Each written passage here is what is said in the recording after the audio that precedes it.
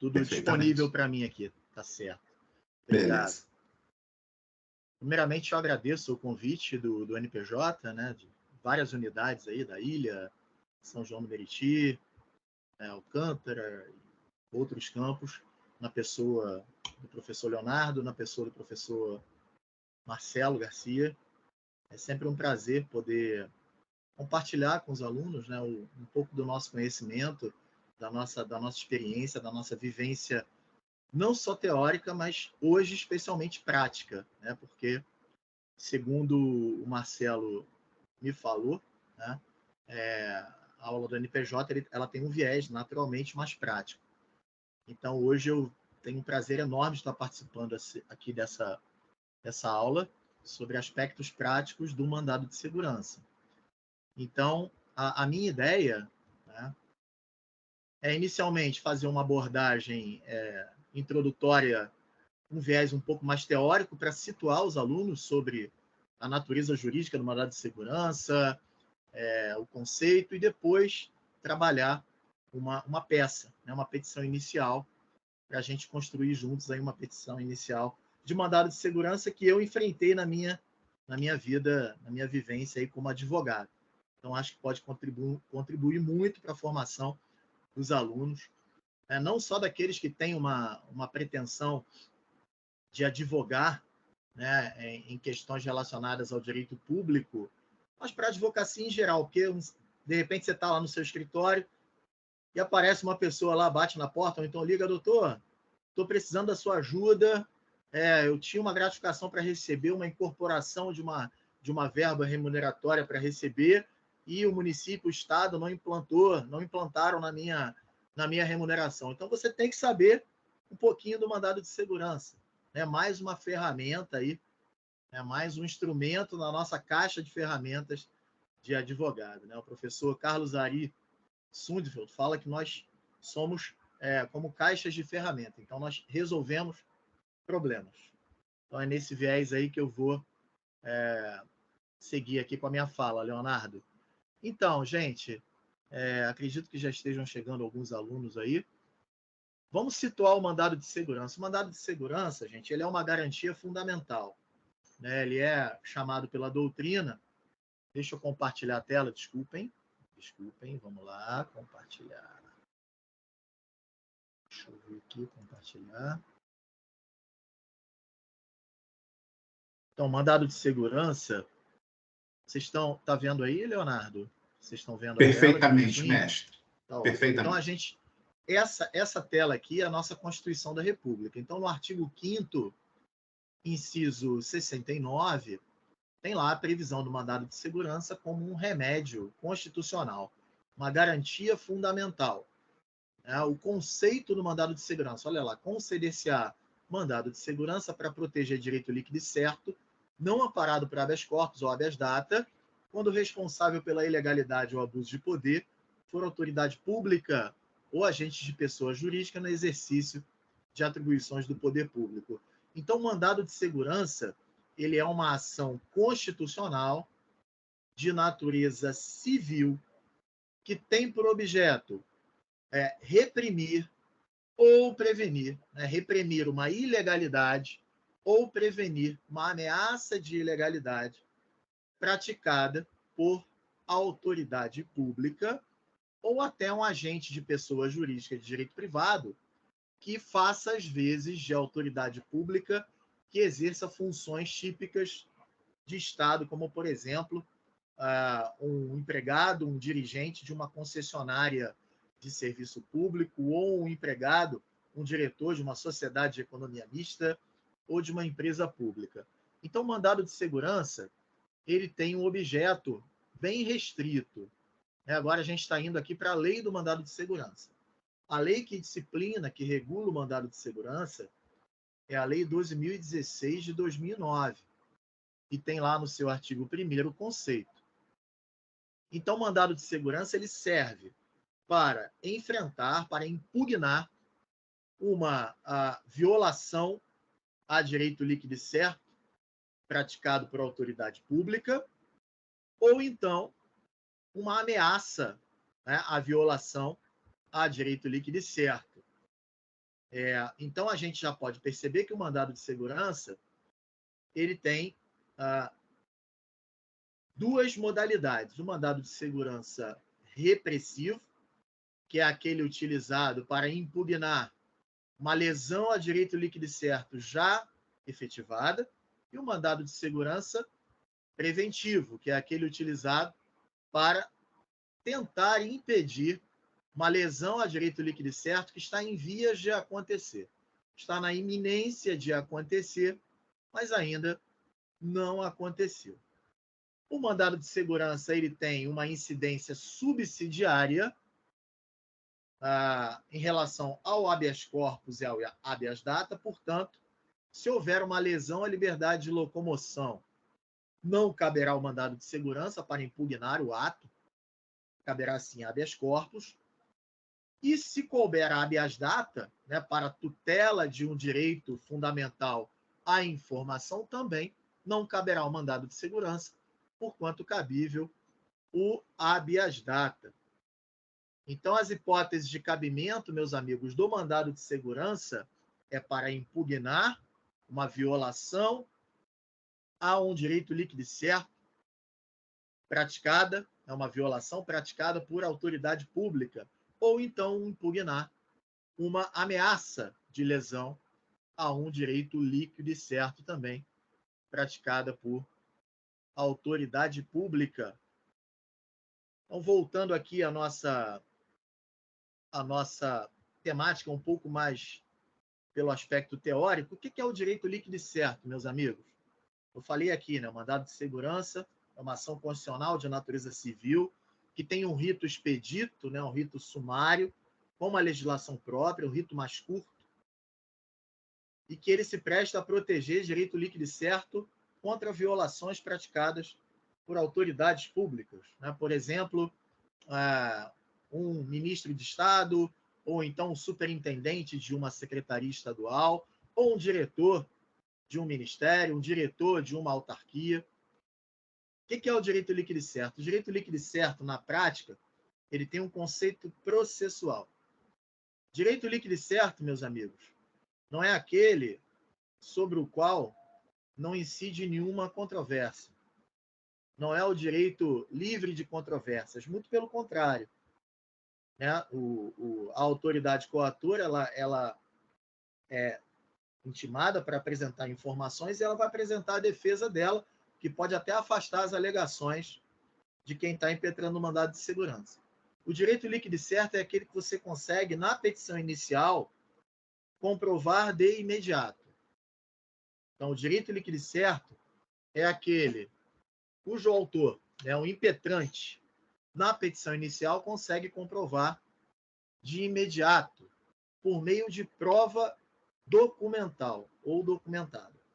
Então, já na petição inicial, isso é importante, nós precisamos juntar a documentação, as provas documentais com as quais nós provaremos que o nosso direito é bom e foi violado.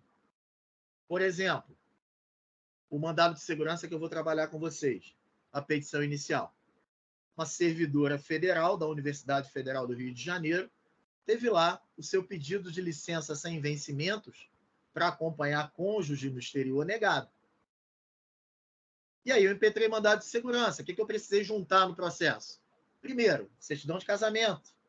Não é? A certidão de casamento, que é uma condição essencial para comprovar lá o vínculo, né, matrimonial da servidora com a pessoa que foi para o exterior. Precisei juntar na petição inicial também o ato que indeferiu a licença sem vencimentos.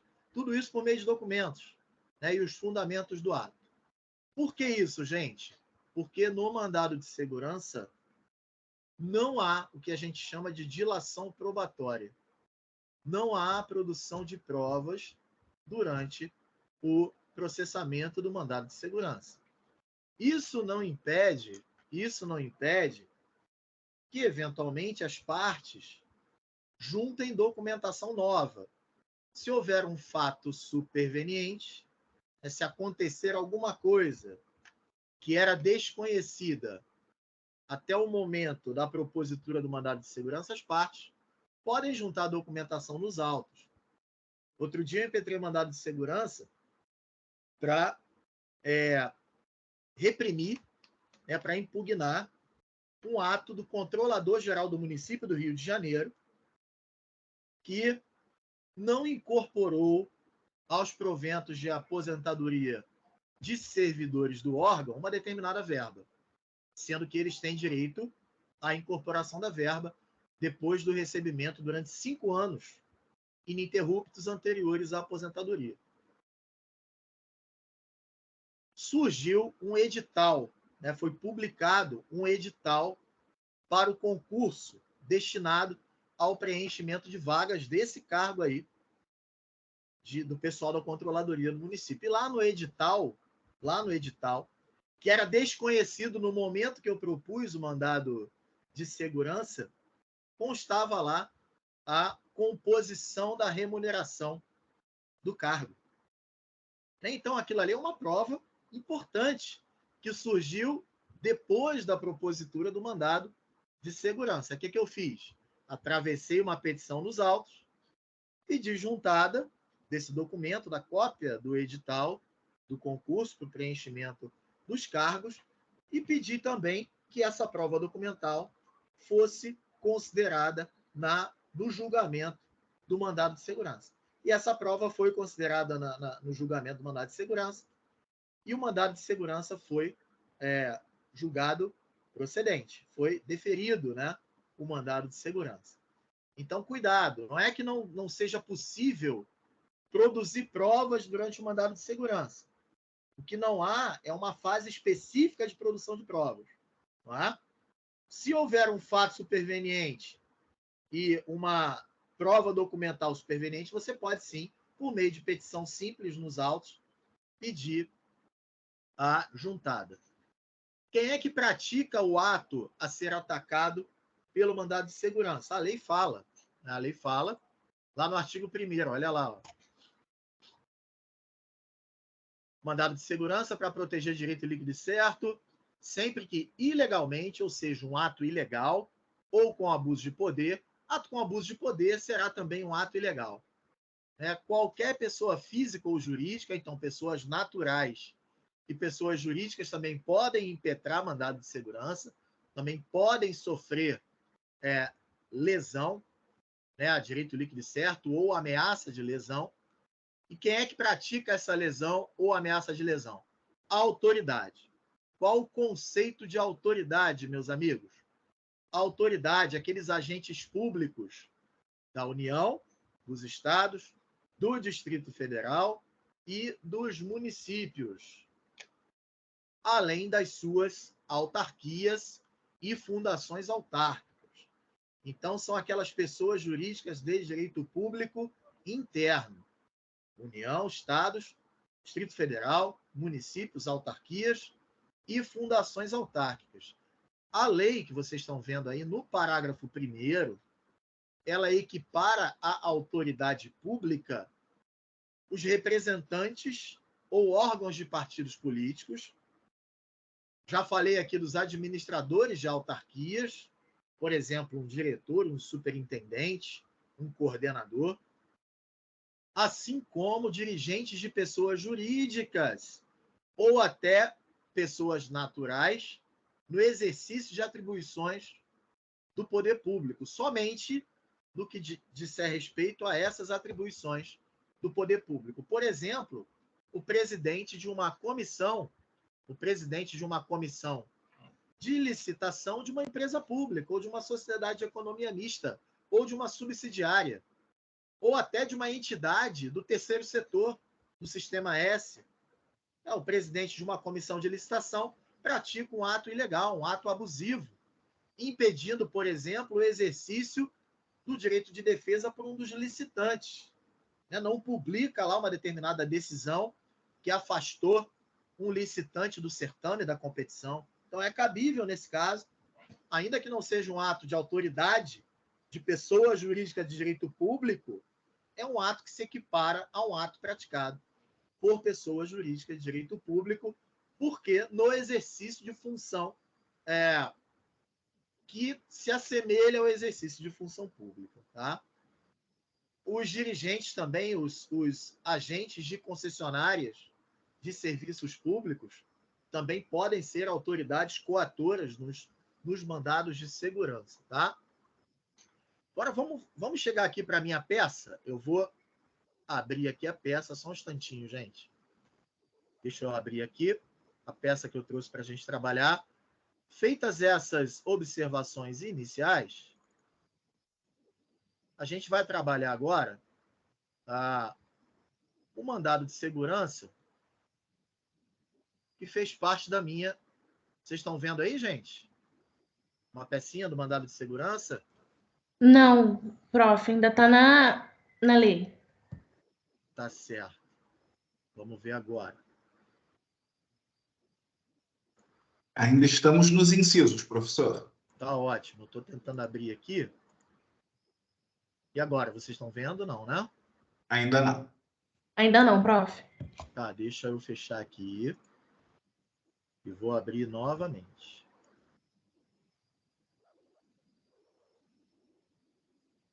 Vamos fazer o seguinte. Olha a professora Paola aqui conosco. Tudo bem, Opa. professora?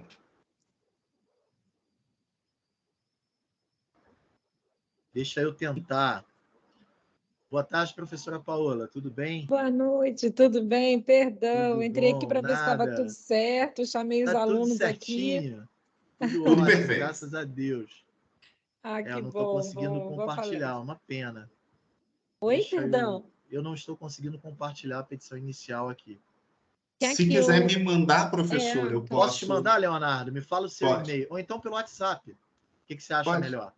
O que for mais fácil para o senhor. Não tem Tá. tempo ruim. Eu estou em ambos.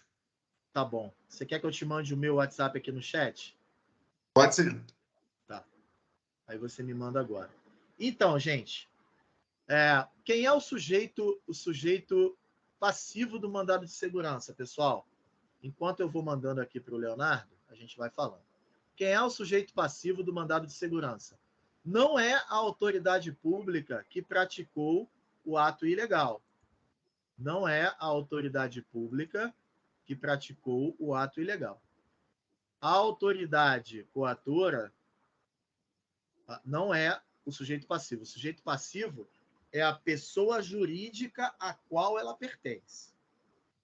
Então, por exemplo, nesse mandado de segurança que eu estou tentando compartilhar com vocês aqui, foi uma situação em que um agente público da Universidade Federal do Rio de Janeiro, uma diretora de RH,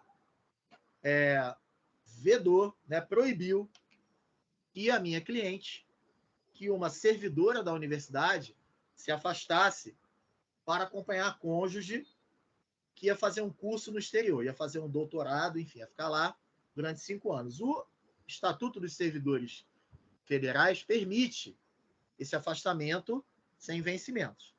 Então, quem é o sujeito passivo aí nesse caso? É a Universidade Federal do Rio de Janeiro. Tá? Então, o sujeito passivo, nesse caso, é a Universidade Federal do Rio de Janeiro.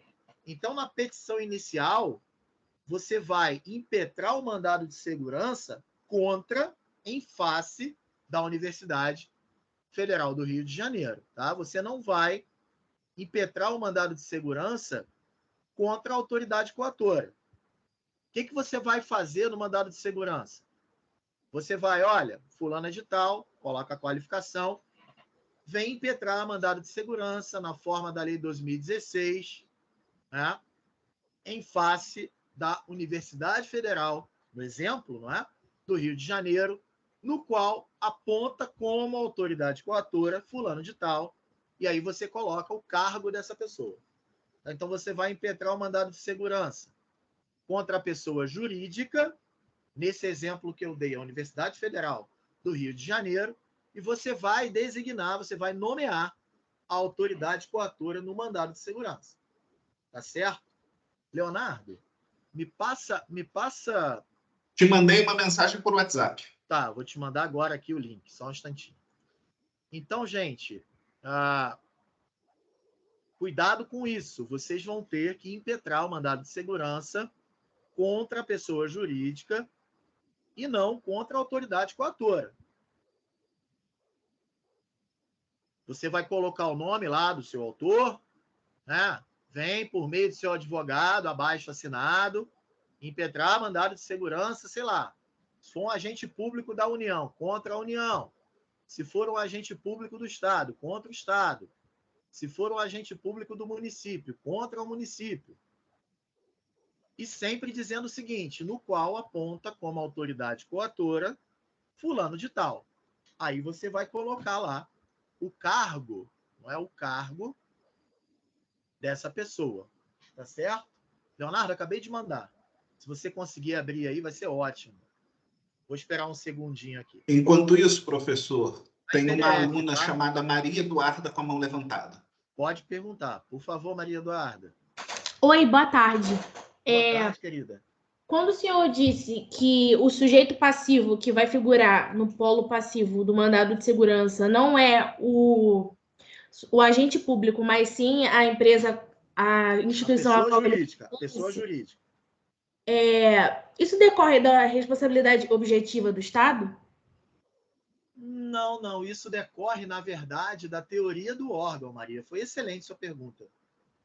É a teoria do órgão. Eu não sei se você já estudou direito administrativo. Porque a pessoa física... Então, a pessoa... Vamos lembrar aqui da teoria do órgão. O que é a teoria do órgão? O Estado manifesta vontade por meio dos seus órgãos, através dos seus agentes públicos, dos seus servidores, não é isso? Quem tem a personalidade jurídica... Ah, obrigado, Leonardo. Obrigado. Então, Maria, quem tem a personalidade jurídica é o Estado. Nesse exemplo que eu dei, quem é que vai ter a personalidade jurídica? A autarquia, Universidade Federal do Rio de Janeiro. Então, é ela que tem que figurar no polo passivo, como pessoa jurídica de direito público. Entendido? A diretora que negou a licença para a cliente, né, para a pessoa que está aqui, até ocultei o nome aí por questões, né, de privacidade. A diretora que negou, que praticou o ato ilegal, ela é uma servidora pública da UFRJ. Então, todos os atos que ela pratica são imputados ao UFRJ, a teoria do órgão, lembra? Porque quem tem a personalidade jurídica é o UFRJ.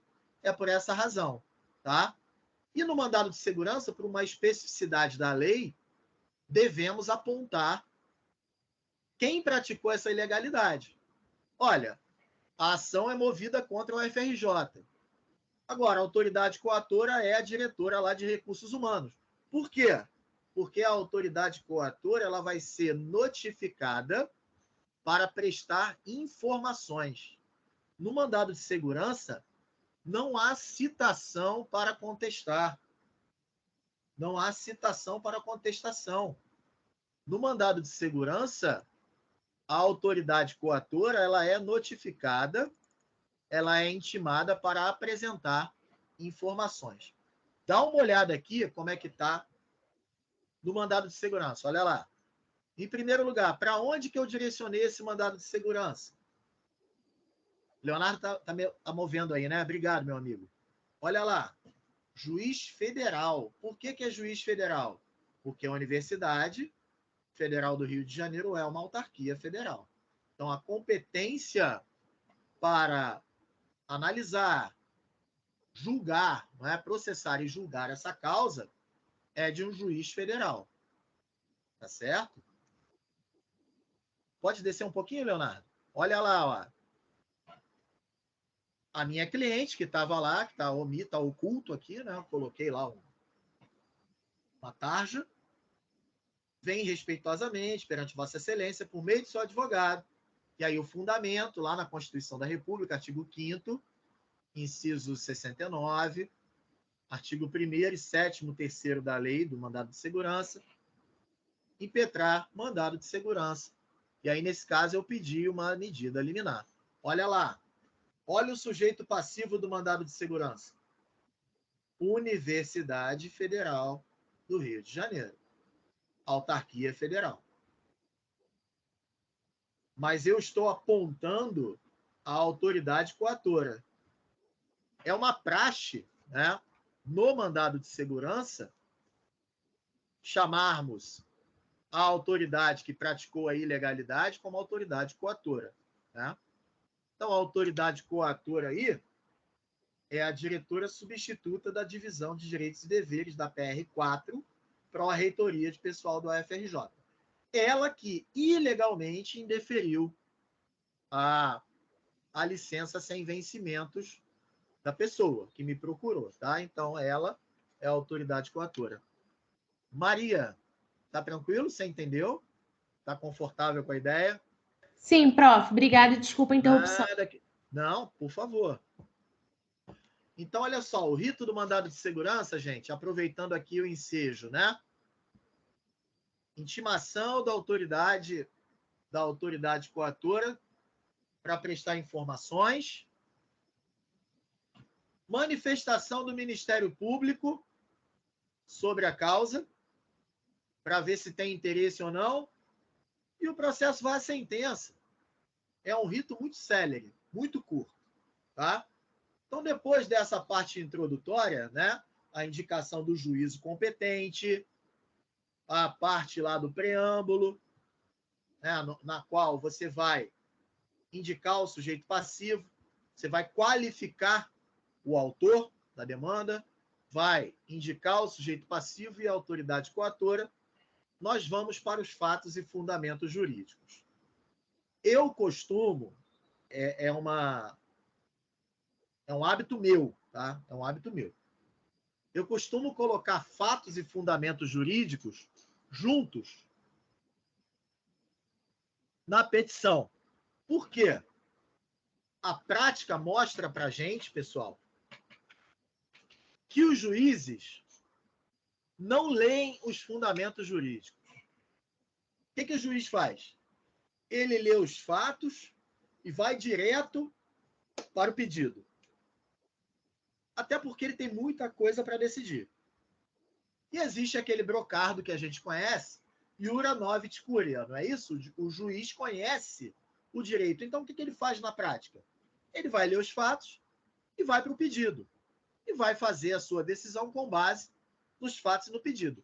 Então, eu coloco fatos, fundamentos de fato e fundamentos de direito juntos para forçar o juiz a, pelo menos, passar o olho nos fundamentos de direito.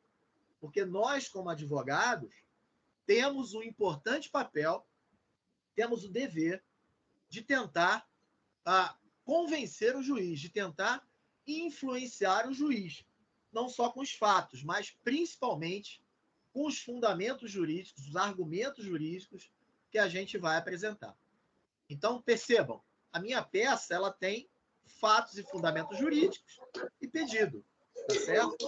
Então, isso é uma dica para vocês.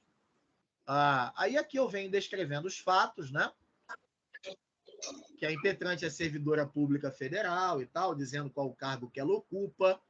Aí disse que no processo administrativo tal foi indeferido o pedido de licença sem vencimentos para acompanhar cônjuge, que é um direito subjetivo garantido pelo Estatuto dos Servidores Federais, que é a Lei 8.112.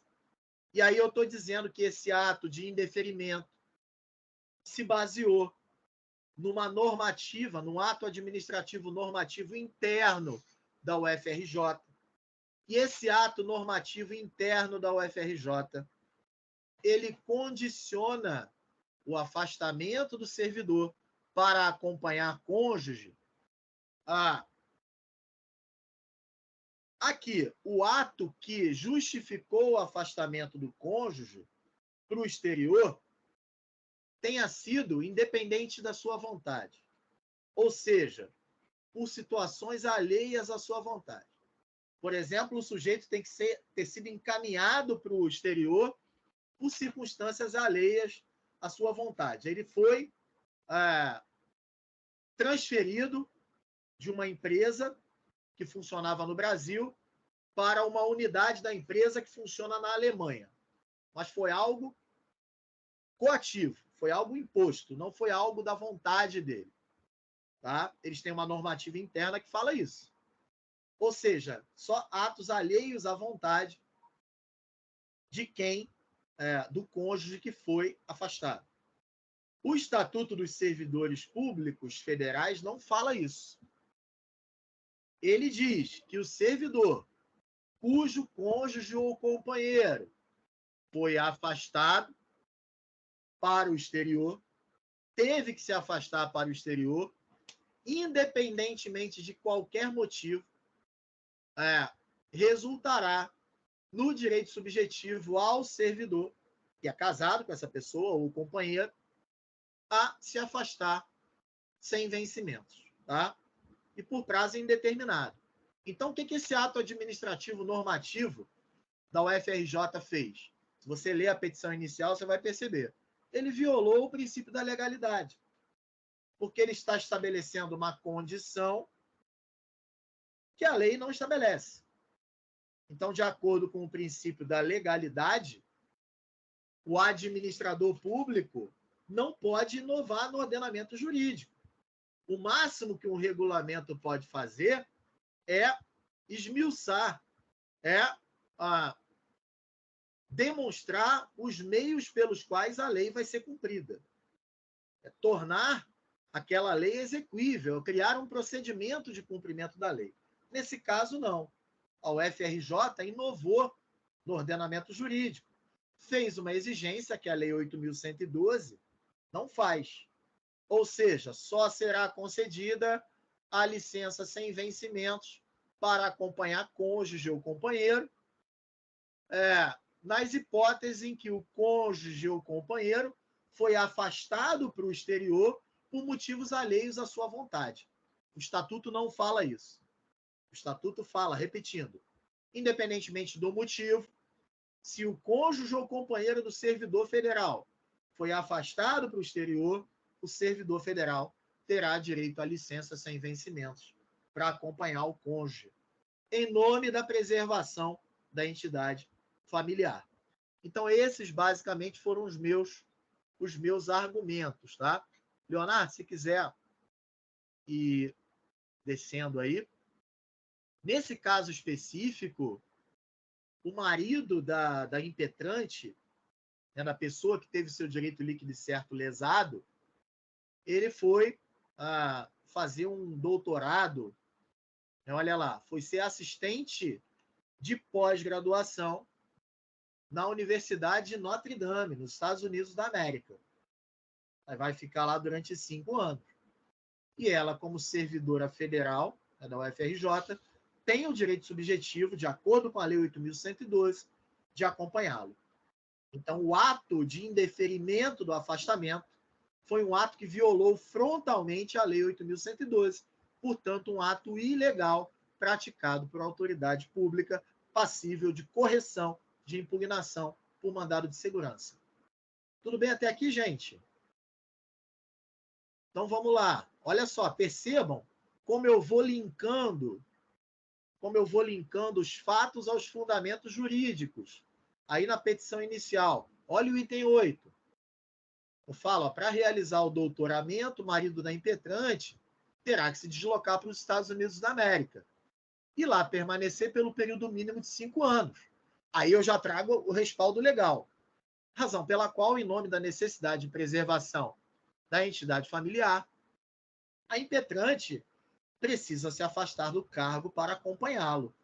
E aí eu cito o artigo de lei, na forma autorizada pelo artigo 84, parágrafo 1º da Lei 8.112 de 90. Então, pessoal, é importante, cada um tem o seu estilo de redação, tá? Mas eu acho importante a gente aproximar os fatos do fundamento jurídico, porque na prática os juízes quase não leem os fundamentos jurídicos, tá? Quais são os requisitos, gente? Lembrando aqui, é porque o tempo é curto, Leonardo, você me desculpa, eu estou tentando falar o que eu acho aqui de mais importante para eles, tá? Sem problema, na prática do mandado de segurança. Então, quais são os requisitos da petição inicial do mandado de segurança, gente? Os requisitos lá previstos no Código de Processo Civil. no artigo 319. Então, artigo 319 do Código Civil, vocês estão vendo aí na tela, traz os requisitos da petição inicial. Juízo a que é dirigida, os nomes, prenomes. Desculpa interromper, prof, mas a gente não está vendo não, tá? A gente está vendo a petição inicial do mandado de segurança do servidor ainda. Tá certo. Então, eu não vou compartilhar, porque senão pode dar problema aqui. Mas são os requisitos lá do artigo 319, tá? O juiz a que é dirigido, o nome das partes, o fato e os fundamentos jurídicos do pedido, os pedidos ou o pedido com suas especificações, o valor da causa. No mandado de segurança também temos o valor da causa, tá? Geralmente, quando não há conteúdo econômico, né? Quando não há conteúdo econômico para o valor da causa, eu sugiro a vocês que procure lá o setor de custas do respectivo tribunal, ou então busque na internet. Por exemplo, nesse mandado de segurança aí, lá na Justiça Federal, eu atribuí como valor da causa, se não me engano, o valor do salário mínimo, tá? Até porque não tem conteúdo econômico. Então, isso vai variar. Por exemplo, se for um pedido lá de restabelecimento de uma verba remuneratória, aí sim você vai colocar o valor que você está postulando lá da verba. Mas, nesse caso, você está pedindo ali a impugnação, né, a anulação de um ato ilegal para viabilizar o afastamento da servidora do cargo para acompanhar o marido dela.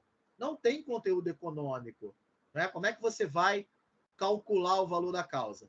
Aí vai depender de cada normativa interna dos tribunais, tá certo? E aí eles têm lá as regrinhas específicas de definição do valor da causa. Mas toda petição inicial tem que ter valor da causa sob pena de indeferimento.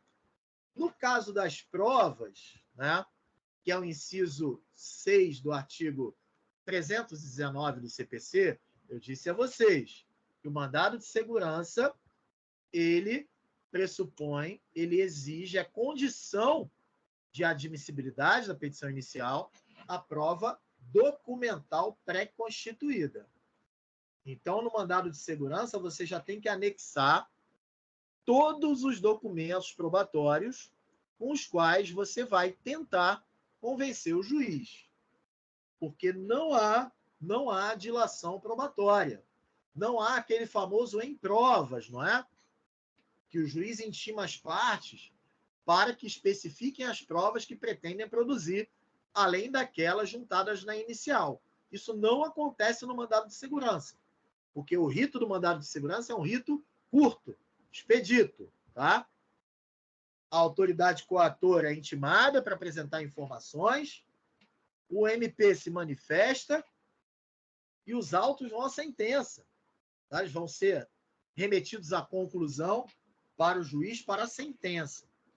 Esqueci de falar. E a pessoa jurídica de direito público também pode se manifestar. Então, é possível que tenhamos lá as informações, né, da autoridade coatora, nesse caso aí, da diretora lá da seção de RH, da UFRJ, e tenhamos também a manifestação da pessoa jurídica, no caso, a UFRJ, por meio da AGU, né, da Procuradoria Federal lá da AGU, que representa em juízo as autarquias, fundações autárquicas federais. Pessoal, liminar, tá? Então, aqui tem os fundamentos de fato e os fundamentos de direito. Liminar, gente, a lei do mandado de segurança, pode descer, por favor, Leonardo, se você conseguir aí, vamos lá para liminar. Aí são os fundamentos jurídicos também, né? Junto com os fundamentos de fato. Aí citei jurisprudência, é sempre importante, né? Citar a jurisprudência. E a jurisprudência, nesse assunto aí, nessa temática desse mandado de segurança, é rica, Eu achei muita coisa no TRF, achei muita coisa no STJ. Então, é importante sempre respaldar a nossa petição inicial com jurisprudência. Cada vez mais, os juízes vêm decidindo com base em jurisprudência. Então, é importante que vocês se atentem para esse fato, tá certo? O artigo 7º, gente, o artigo 7º, inciso 3º da Lei de Mandado de Segurança, ele admite a concessão de medida liminar.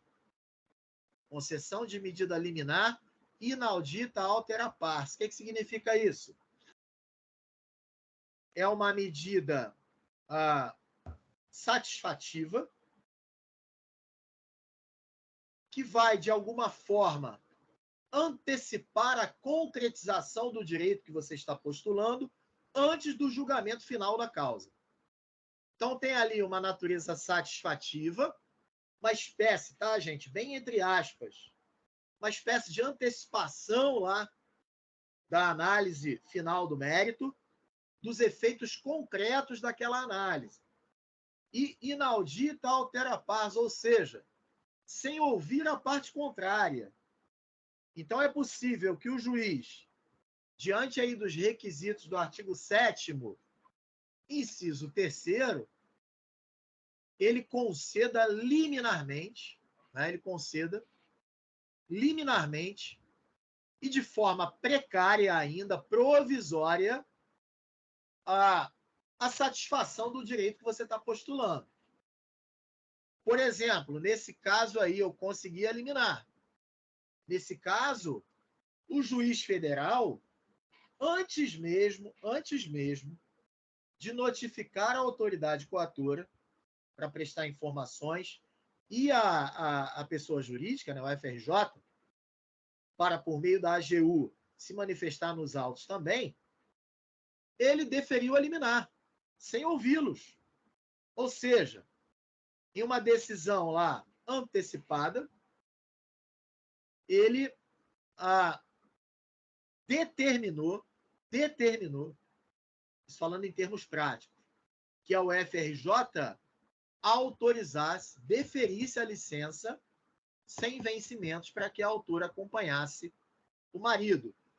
Por quê, gente? Porque já estava na iminência de o marido da servidora, da autora, da impetrante, ter que viajar para os Estados Unidos para assumir lá suas pesquisas no pós-doutorado da Universidade Americana, tá? Então, eu fui obrigado, aquela circunstância de urgência me obrigou a pedir a concessão de uma medida liminar. E aí, na petição inicial, a gente pode ver os requisitos da petição inicial, ou melhor, os requisitos, desculpem, da liminar e mandado de segurança. Vejam lá, está no artigo 7º, inciso 3º da lei do mandado de segurança, pessoal. Lei 12.016 de 2009.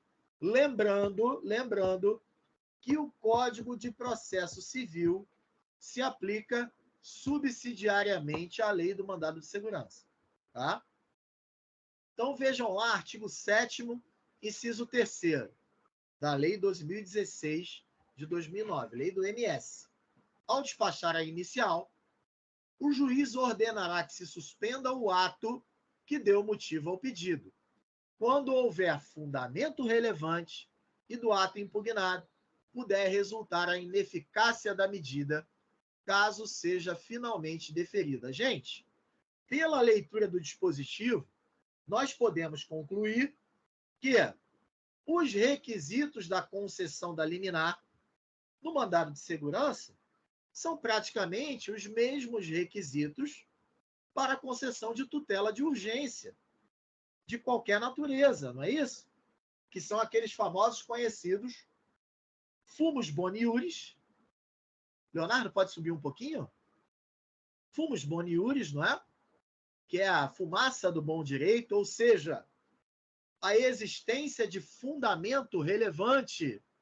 Existência de fundamento relevante. Ou seja, os argumentos os fundamentos trazidos, né, os fundamentos de fato e de direito trazidos pelo impetrante na petição inicial, eles devem parecer verdadeiros, ou seja, devem parecer plausíveis. Olha, é muito provável que a impetrante tenha razão. É muito provável. Então, no meu caso... Oi, Leonardo. Tudo bem? Você pode subir um pouquinho? Então, o primeiro requisito, gente, existência de fundamento relevante, que é o fumus boni iuris, né? Então, deve haver uma probabilidade de que o direito que o impetrante está alegando é bom, é verdadeiro. Então, como é que o juiz vai chegar a essa conclusão? Por meio dos fundamentos de fato e de direito veiculados na petição inicial e também por meio das provas. Também por meio das provas, né, documentais. Então, nesse caso aí, o juiz entendeu que, de fato, havia ali elementos materiais, provas suficientes e bons fundamentos para, pelo menos, induzir a compreensão de que parecia ser bom o direito da impetrante de se afastar do cargo e acompanhar o seu marido lá na sua viagem ao exterior para fazer o pós-doutorado. Acho que o Leonardo não está me ouvindo, né? Leonardo, está me ouvindo? É porque eu não consigo mexer daqui. Se você puder subir um pouquinho a petição. Tá? Então, primeiro fundamento, gente, da liminar. Existência de fundamento relevante. Deve parecer verdadeiro o direito alegado. Muito obrigado, meu amigo. Deve parecer verdadeiro o direito alegado pela Se parte... preferir, professor, o senhor diga. pode fazer menção ao parágrafo, ao número do parágrafo, e eu movo para ele. Talvez facilite a sua vida.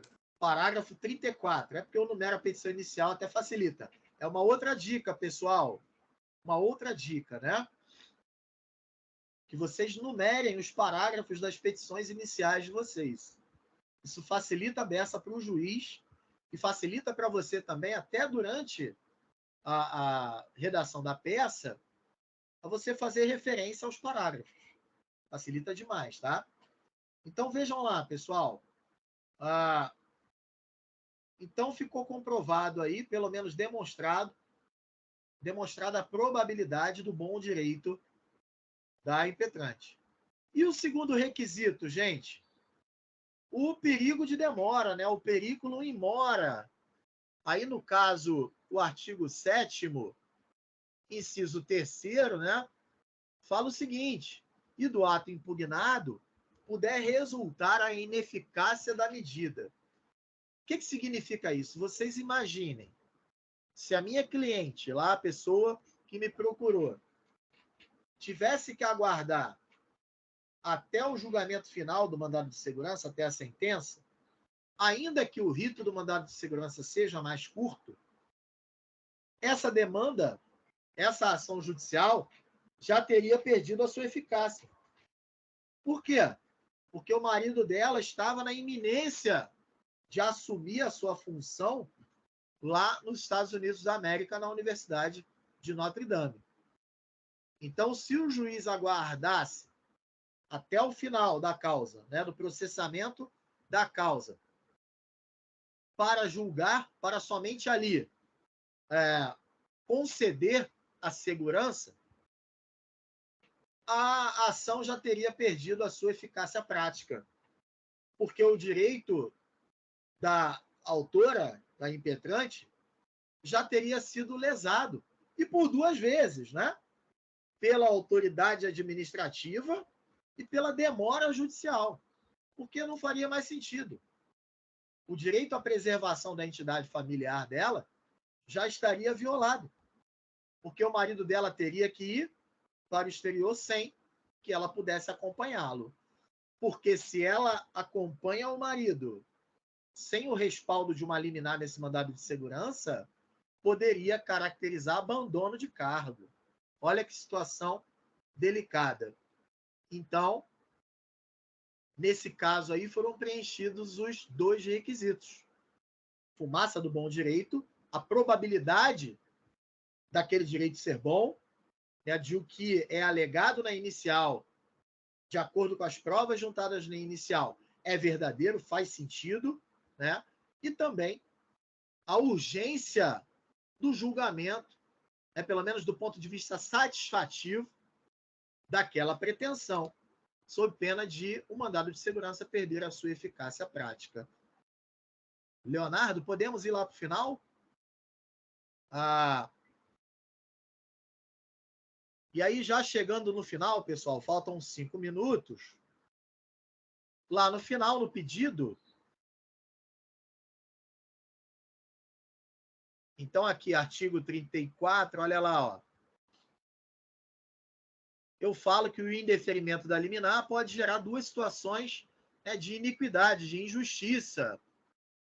O desfazimento forçado da família, em decorrência de um ato ilegal praticado pela autoridade administrativa, não é? Porque ela teria que permanecer no cargo. E também o abandono do cargo, tá certo? E agora, vamos lá, gente. Olha aí. Percebam que a minha petição, ela só tem 2 números, número 1 e número 2.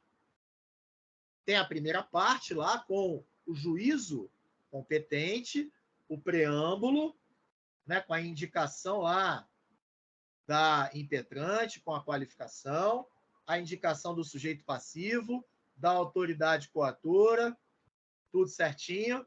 Aí, no primeiro item, número 1, fatos e fundamentos jurídicos dos pedidos. Número 2, os pedidos propriamente ditos. Certo? O que a gente vai pedir em primeiro lugar, gente? O que é o mais importante aí? O deferimento da liminar. O deferimento da liminar. Então, logo na letra A do pedido, vem lá, ó. Deferimento da liminar. E percebam que eu sublinhei. Às vezes eu coloco até em amarelo, tá? Eu coloco aquele destacador do Word, coloco em amarelo, né? E até em negrito. Olha lá, deferimento da medida liminar, inaudita altera pars, ou seja, sem ouvir a parte contrária, independentemente da notificação para informações, determinando-se a autoridade coatora o imediato deferimento da licença sem vencimentos para acompanhar o cônjuge no exterior pelo prazo que durar o seu doutoramento e o período no qual o estágio probatório da impetrante, ela estava ainda no estágio probatório, não é? Deverá ficar suspenso. Então, percebam a natureza satisfativa da medida, não é? O deferimento da liminar permitiu, já de início, independentemente de manifestação da parte contrária, que a impetrante viajasse e se afastasse do cargo para acompanhar o seu marido. Letra B, não pode faltar nos pedidos do mandado de segurança pedido de notificação da autoridade coatora para apresentar informações. Gente, no mandado de segurança, nós não pedimos para citar, para apresentar a resposta, certo? No mandado de segurança, nós pedimos para que a autoridade coatora seja notificada para apresentar informações, que é a peça de defesa da autoridade coatora, sem prejuízo de a advocacia pública poder se manifestar também em nome da pessoa jurídica de direito público, no caso do FRJ. Letra C. Vamos lá, Leonardo, por favor, letra C do pedido. E aí, já me encaminhando para o final. Tá aqui, mestre. Tá, não abriu para mim, não. Vamos lá. Aqui. A intimação do Ministério Público. Ah, mestre. porque eu não estou vendo daqui. Então, beleza. Intimação do Ministério Público. Isso tem que constar também, tá certo, pessoal? A intimação do Ministério Público. O Ministério Público, ele vai se manifestar para dizer se tem interesse ou não na causa, certo? Se for uma questão meramente patrimonial, por exemplo, lá o pedido de uma gratificação que não foi incluída no contra-cheque do servidor. Ministério Público vai dizer que não tem interesse no feito, porque o feito versa sobre questão patrimonial, né, e que não há ali um interesse que transcenda aos meros interesses patrimoniais das partes, tá? Mas se houver alguma questão transcendente, né, uma questão envolvendo o menor, qualquer questão que revele ali interesse público, não é isso? O Ministério Público, ele se manifesta, tá certo? Ele se manifesta dando parecer. Ele pode dar um parecer favorável ao impetrante, pode dar um parecer desfavorável ao impetrante. Ele pode dizer, olha, pelas razões XPTO, eu acho que a demanda tem que ser julgada procedente, que o mandado de segurança tem que ser deferido, que a ordem tem que ser concedida. Último pedido, gente, a concessão definitiva da segurança. Isso é uma expressão que é praxe no mandado de segurança. Concessão definitiva da segurança significa julgamento, que seja julgado procedente o pedido, né? Que seja julgado procedente o pedido. Qual é meu pedido? Primeiro, na verdade, os pedidos. Anulação do ato da autoridade que indeferiu a licença sem vencimentos. E segundo, como consequência, que a autoridade coatora defira o afastamento da servidora para gozar sua licença sem vencimentos e acompanhar o seu marido no exterior, certo? Por fim, não podemos esquecer, temos que atribuir valor à causa. Então vejam lá, ó, como era uma causa que não tinha conteúdo econômico, eu coloco ali, ó, atribui-se a causa apenas para efeitos fiscais, né, porque ao recolhimento de custas, temos que recolher custas no mandado de segurança, a não ser que tenhamos gratuidade de justiça, né, que a gente pode postular também. Eu coloquei lá o valor de R$ 1.212, e aí, nestes termos, pede deferimento, datei, coloquei meu nome, minha OAB. Pessoal, com isso, eu termino aqui minha exposição, agradeço aí a paciência de vocês, peço desculpas pela correria, pela falta de habilidade ainda com algumas funcionalidades aqui do Teams, mas eu espero que eu possa ter contribuído com a vivência, com a vida, melhor dizendo, profissional de vocês, que vocês tenham absorvido algumas informações aí para aplicar no dia a dia, seja no seu estágio, seja na advocacia, quando você se formar, tá certo? Um forte abraço, Leonardo, agradeço. Professor, a oportunidade. Muito obrigado pela ajuda. Nada, foi uma amigo. verdadeira aula. Salvei Obrigado. aqui o arquivo para usar quando eu for estudar mandado de segurança. Pode. Espero reencontrá-lo mais vezes. Obrigado, Muito Leonardo. obrigado. E pode disponibilizar também para os alunos, se eles quiserem a petição inicial, para ter uma referência, é sempre bom, né? Com certeza. Tá bom? Com certeza. Eu agradeço, desculpe a correria, um forte Faz abraço. parte, mestre. Peço que você fale com o Marcelo Garcia, agradeça também, por favor. Tá certo? Pode deixar. Muito obrigado, gente. Até a próxima, pessoal. Tchau, prof. Estamos juntos. Tchau, tchau.